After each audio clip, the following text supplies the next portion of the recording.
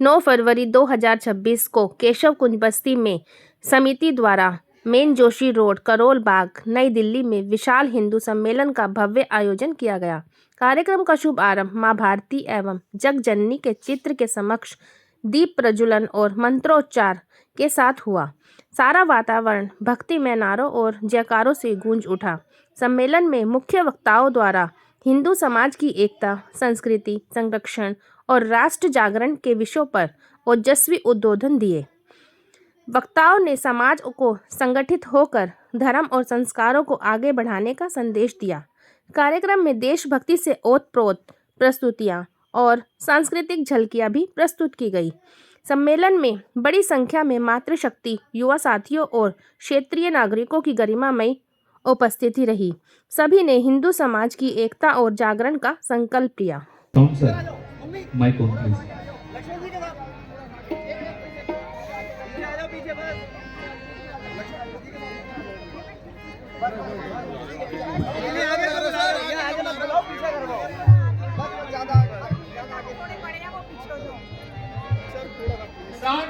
सम्मेलन आप सभी का हार्दिक अभिनंदन। आपके द्वारा आयोजित आपके कार्यक्रम में आप सभी का हार्दिक स्वागत करता हूं।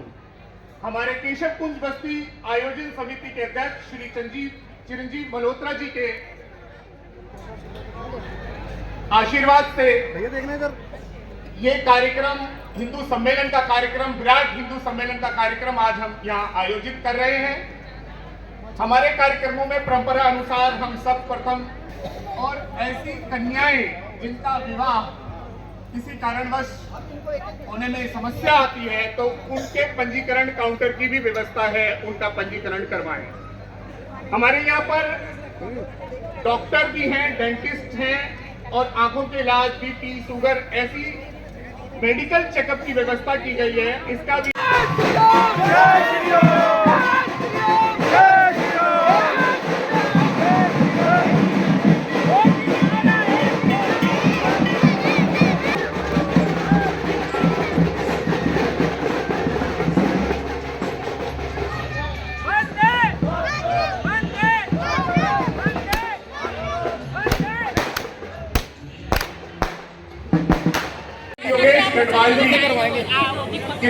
सब आप भी आगे पधारें। पूर्व कार्यक्रम चलता रहेगा तब तक आपको इस कलश को आगे रखना, फिर अपना आसन ग्रहण करना है। बड़े आनंद के साथ में जिनके हाथ खुले हैं सुंदरतम जयकारा बोले भारत माता की, श्री विनायक जी महाराज की, प्रभु श्री रामचंद्र भगवान की, विद्या की देवी शारदी मात की, अन्न धन देने वाली लक्ष्मी माता की।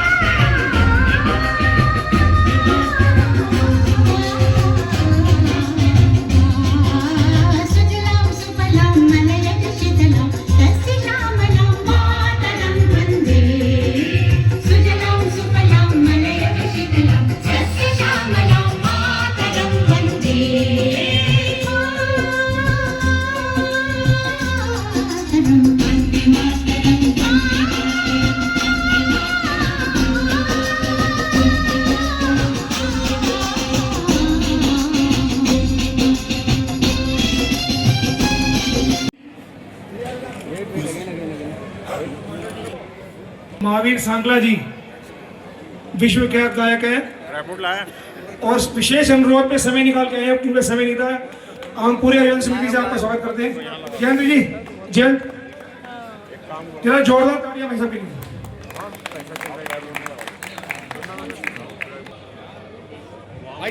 जो खड़े एक बार, जो प्रभु श्री राम जी के कौन सब है, एक बार पीछे की तरफ हो जाओ। देखो सर, आपको बार बार बोले अच्छा नहीं लगे, अब पीछे हो जाओ, पीछे हो जाओ, कोशिश करें। मेरा सामने निवेदन रहेगा, जो गैलरी में खड़े उनसे भी प्रार्थना रहेगी, ये आगे का पंडल आप जितना खाली रखेंगे उतना सुंदर कार्यक्रम होगा। भैया दुकान के आगे, हाँ दुकान के आगे, जो दुकान चरणजीत जी मल्होत्रा आपके लिए 2 लाइनें कहते हैं स्वागत के स्वरूप है। आप आपको अच्छी लगे तो पूरा पंडाल आप नीचे लेकिन धर्म हमेशा आज से नहीं, सदियों से नहीं, लाखों करोड़ों वर्षों से धर्म हमेशा ऊपर रहा है। और आज यहाँ पर हिंदू धर्म की झलक यहाँ पर दिख रही है। एक बार सभी अपने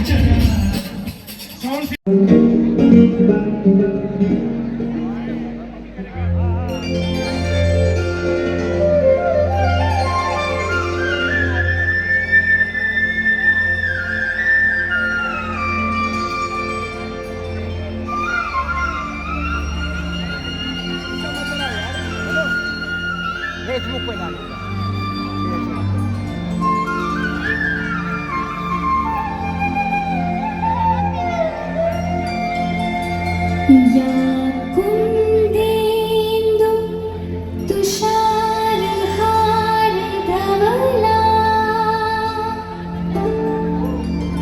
या शुभ्र वस्त्रा। मिट्टी की सोना थी और दिलों के दरवाजे हर मेहमान के लिए खुले थे। इन्हीं दरवाजों से एक दिन घुस आए कुछ क्रूर शैतानी यादें। हिंसा और अत्याचार के सामने जब घायल हो रही थी आत्मा, तब इस मिट्टी के गर्भ से उठ खड़ी हुई।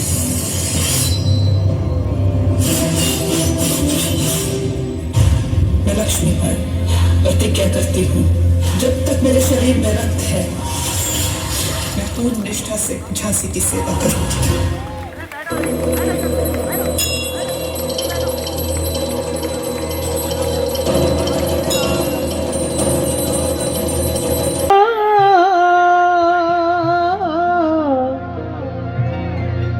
थार देवड़ में उजियाड़ा, थार मंदिर में उजियाड़ा, देवी खोल भरमरा तारा मारी माए। जो खड़े वो आगे भी बैठ जाओ, कोई दिक्कत नहीं, इधर बैठ जाओ ना आप। आगे आगे बैठ जाओ भाई, बैठ जाओ, आगे बैठ जाओ, बैठ जाओ, आप इसमें बैठ सकते, आराम से बैठो भाई साहब, बैठ जाओ सारे, इधर आ जाओ। मैं गा देता हूँ, उसके बाद में खोलो भरमरो ताड़ो। यहाँ पर आगे कोई खड़े मत रहो प्लीज, मेरा आपसे निवेदन है। मादीपुर से बाबा रामदेव भक्त मंडल से हमारे बीच में बिल्कुल मेरा वेलकम करने के लिए आए। आपका भी बहुत बहुत धन्यवाद। एक भजन में गा देता हूँ, ठीक है? हाँ, मैं उधर ही आ रहा हूँ।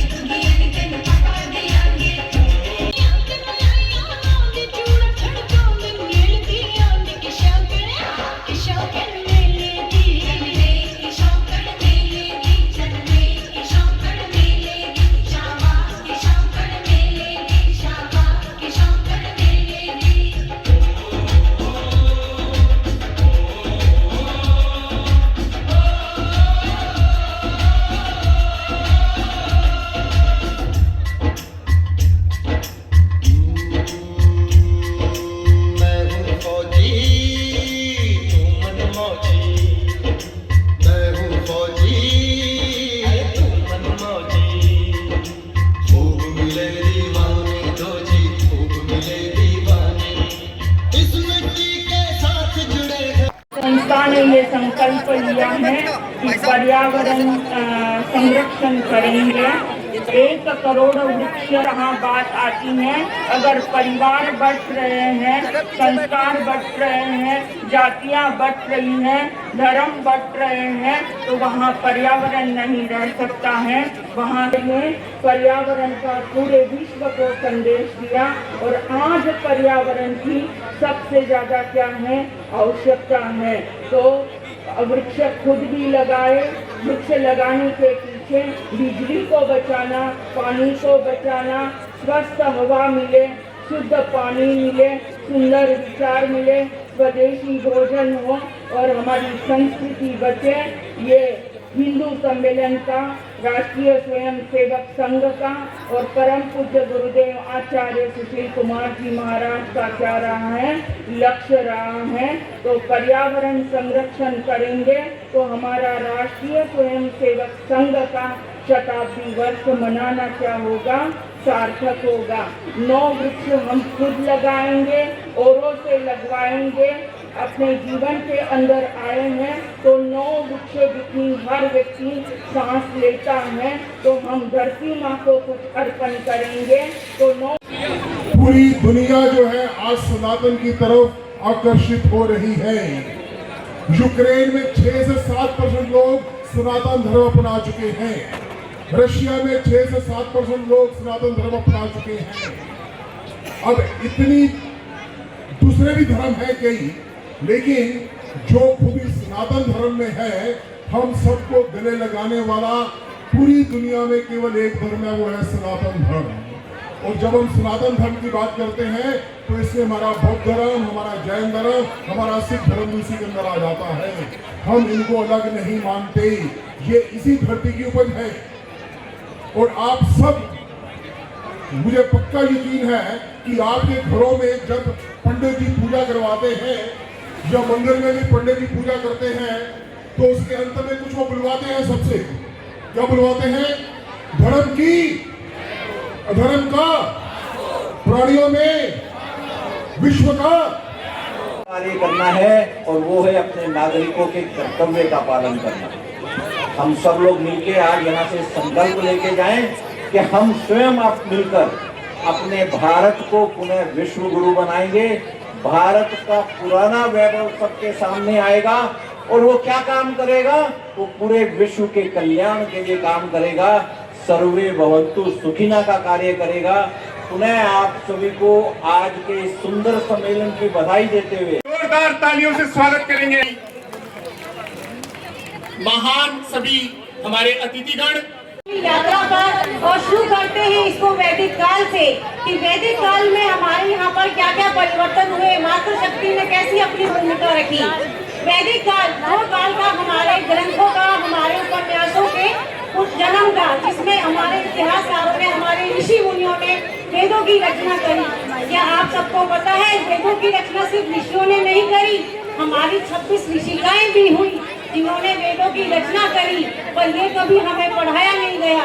हमारी उन्हीं ऋषिकाओं में से 3 ऋषिकाओं का मैं वर्णन करती हूँ। सबसे पहले नाम आता है अपाला जी का, जिन्होंने रोगों के प्रति हमें समझाया, हमें सिखाया कि आज जो हम आयुर्वेद का रोग लेते हैं, होम्योपैथिक का, डॉक्टरी की जो पढ़ाई करते हैं, वो तो हमारे वैदिक काल से महिलाओं ने बताई थी हमें कि हमारी महिलाएं कितनी सशक्त थी।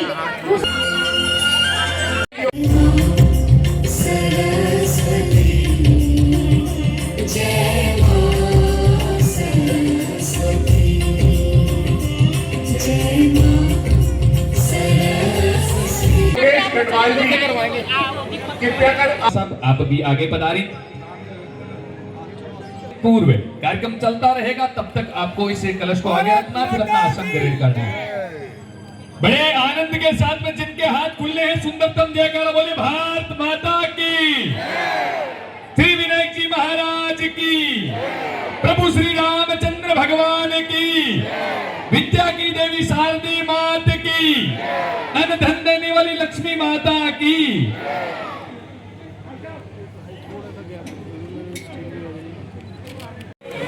हनुमान जी की जो मंदिर है वहां से हमारे बीच रश्मिक समय बड़ा अच्छा लगेगा। सर्वानंद महाराज जी, तालियां, जोरदार तालियां बजनी चाहिए।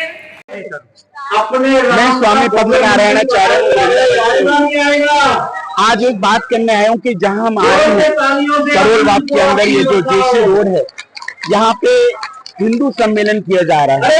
ये हिंदू सम्मेलन क्यों और किस लिए हो रहा है ये समझना पड़ेगा। हम कौन हैं? हम हिंदू हैं और हिंदू का धर्म क्या है, कर्तव्य क्या है, ये हमें समझना पड़ेगा। हमारे भारत में 1947 में ऐसा व्यक्ति था जिसको हम गांधी कहते हैं। उस गांधी के पास एक दो लक्षण थे उसके पास। एक तो वो लंगोटी पहनते थे, लंगोटी के साथ अपने साथ में घड़ी रखते थे, और उनके पास एक चीज और उसका नाम है गीता। अब मैं ये कहना चाहता हूँ, मेरी भी सोच है, अपनी सोच है, ये हो सकता है किसी और की कुछ और हो। जिस व्यक्ति के पास गीता थी, जो हाथ में गीता लेकर चलता था, पहले तो अहिंसावादी कि इस पे थप्पड़ मारो फिर इस पे भी थप्पड़ मार दो, और गीता साथ में ले रहा है। ये वही गीता है जिस गीता को सुन के अर्जुन ने भगवान श्री कृष्ण से युद्ध किया था और अधर्मियों का नाश किया था। तो मेरी थ्रेसिस ये कहते हैं, या वो गांधी इस गीता को समझ नहीं पाया, या भारत के लोग उस गांधी को समझ नहीं पाए, जिसके कारण ये देश के टुकड़े टुकड़े हो गए। देवियों सज्जनों में ये कहना चाहता हूँ, ये देश हिंदुओं का था, हिंदुओं का है और हिंदुओं का रहेगा। ये सनातन हिंदू राष्ट्र है। और आज एक ही बात मैं कहना चाहता हूँ, हम कहते हैं बटेंगे और कटेंगे, नहीं। अब ये सुन लो, ना सहेंगे ना बटेंगे और ना कटेंगे, अब सिर्फ काटेंगे। और क्या सोचेंगे ये ध्यान कर लीजिए। राम जी के हाथ में धनुष, माता दुर्गा के हाथ में तलवार, कृष्ण के हाथ में सुदर्शन चक्र। इसलिए नहीं है कि सुंदरता बढ़ाने की चीज नहीं है, ये दिखा रहे हैं कि जब भी इस धर्म के ऊपर अत्याचार होगा तो देवी देवता माता दुर्गा अपनी तलवार से उस अधर्मी का वध कर देंगे। इसलिए ये राष्ट्र, ये सनातन, ये अखंड भारत है, ये सनातन है, अखंड था, अखंड है और अखंड रहेगा। अभी उन्होंने ध्यान नहीं तो नेपाल ये हिंदू राष्ट्र है, इसको बढ़ाने की जरूरत नहीं है। बस हमें अपने सनातनियों को जगाना है। वो कहते हैं, हम कहते हैं हम दो हमारे दो, और वो कहते हैं हम दो हमारे गिन लो। वो ये कहते हैं, तो हमारी हर माता और बहन को समझना होगा, हमें 4 बच्चे करने पड़ेंगे इस भारत को सनातन हिंदू राष्ट्र बनाना है। तो वरना देवियों सज्जनों, बहुत जल्दी वो दिन आने वाला है। ये याद रखो, जिस देश की संख्या ज्यादा होती है उस देश का प्रधानमंत्री उसी के समुदाय का होता है। अगर ये हिंदू नहीं जागे तो आने वाले 15 साल बाद यह टोपी वाला प्रधानमंत्री होगा, और ये तिलक, गले में माला हम सब लगाना छोड़ दें, हम भी आदाब करना शुरू कर देंगे। लेकिन जब तक इन सांसों मेरे शरीर में प्राण है, ये ऐसा होने नहीं देंगे, नहीं होने देंगे। बहुत